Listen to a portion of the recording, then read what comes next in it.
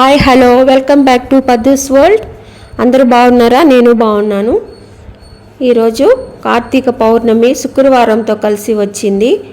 అందుకే శివకేశవులు ఇద్దరికీ పూజ చేసుకున్నాను, లక్ష్మీదేవికి పూజ చేసుకున్నాను.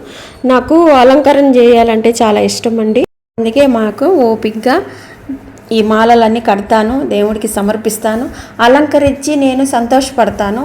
అసలు నిజంగా నేను ఎంత సంతోషపడతానంటే ఆ పువ్వు నేను పెట్టుకున్నా కూడా అంత సంతోషపడను. ఆ భగవంతుడిని అలంకరించాలంటే నాకు అంత ఇష్టము. ఎందుకో మరి నాకు తెలీదు, అంత ఆనందం నాకు.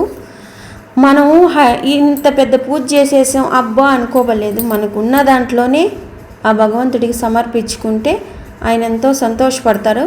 ఈ పువ్వు అంతా మా తోటలో పూసిన పువ్వే అండి.